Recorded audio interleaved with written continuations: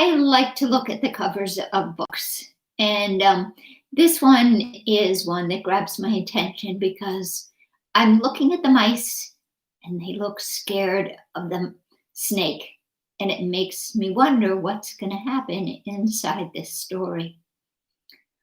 The other thing that I like is the illustrations, and how she made them was she didn't paint them, she did collage.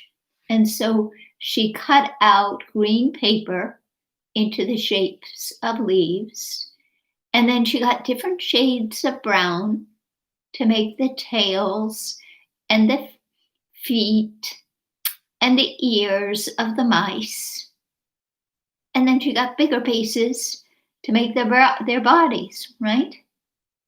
And then she chose blue and green and yellow for the snake.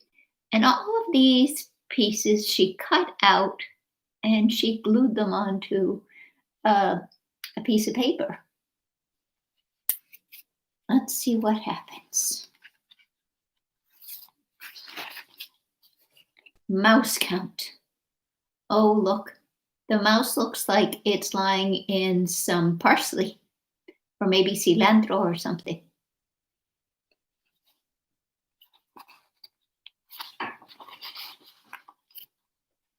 Oh, and on the dedication page, there's a surprise. At least it was a surprise for me.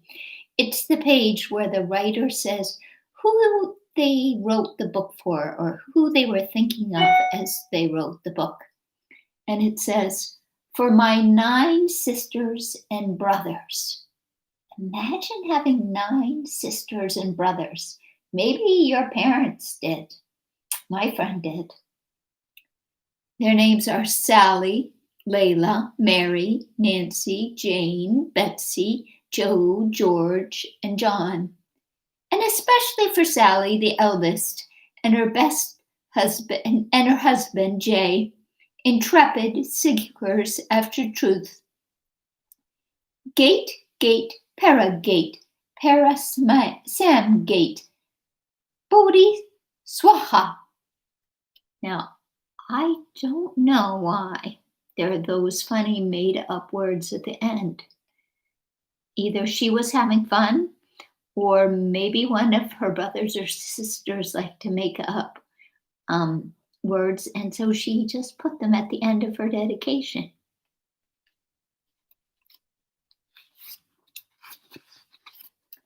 One fine day, some mice played in the meadow.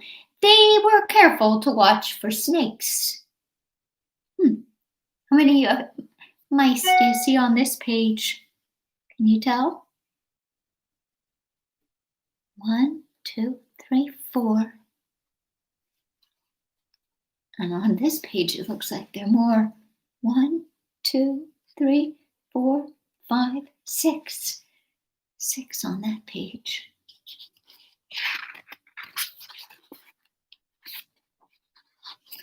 But when the mice got sleepy, they forgot about snakes, and they all took naps. How many are in this group right here? 3. Yes. How about here? They're all kind of bunched up. How many are in this group? 3. And how about in this group over here?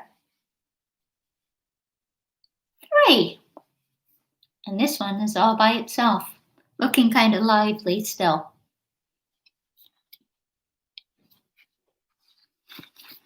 While they slept, a hungry snake went looking for dinner. On his way, he found a nice big jar. "I will fill this jar with dinner," he said.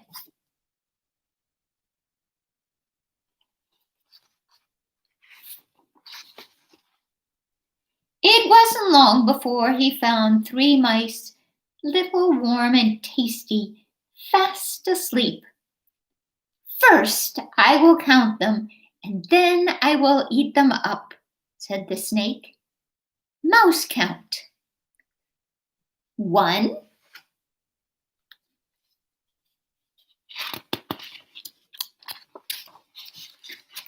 2, 2, 3. He dropped them into the jar, but he was very hungry. 3 mice were not enough.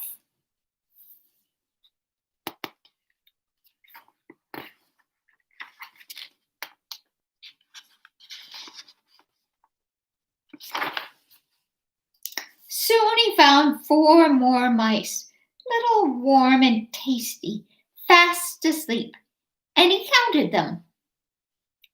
4, 5, 6,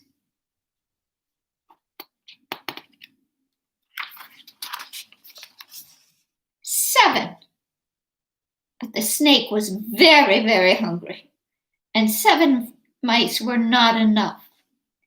At last he found 3 more mice, little, warm, and tasty, fast asleep, and he counted them.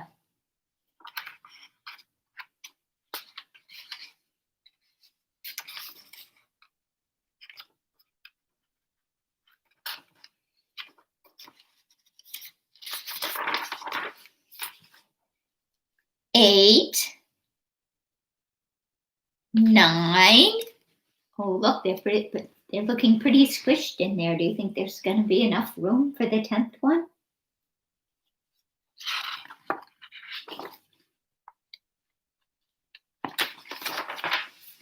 10.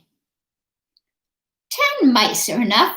Now I'm going to eat you up, little, warm, and tasty, said the snake. Oh dear, they must be feeling pretty scared inside that jar. Wonder what's going to happen.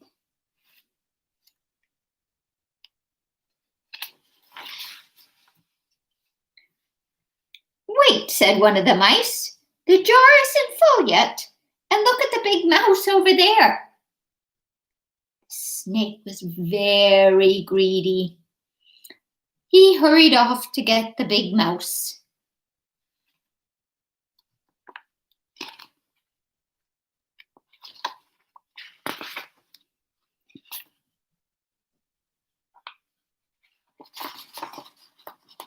And while he was gone, the mice rocked the jar one way and another way.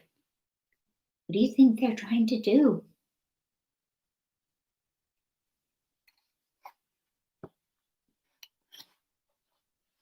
Until over it went. 10, 9, 8, 7, 6, 5, 4, 3, 2, 1. The little mice uncounted themselves and ran home. That was fun to count backwards.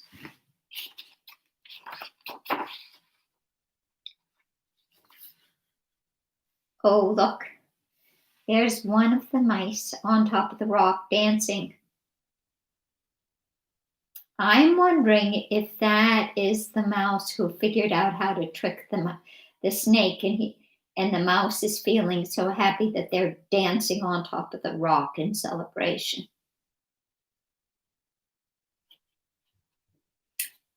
I hope you liked the book. I thought it was a fun one. Now, a little note to the teachers. I always, when I read books, I like to relate them to the kids. So I might ask them if they had tricked a brother or a sister or somebody they knew. Or I might share a time when I tricked somebody. Because that way they have fun relating to the story. The mice become their friends that way. And this one is really great for math, for looking at small groups of numbers and getting them to recognize them, because kids really do need lots of practice doing that so that they can just look at a number of objects without counting one by one. And then when the number gets big, then yes, They count one by one, touching. Um, and one of the things that I thought you could do that could be fun is to get a big plastic clear container and have the kids put things in as they count them. Or you could fill up a container and have the kids predict how many things are in there because kids like predicting. And it's a good skill as well. So I hope you have fun with the book, and thank you.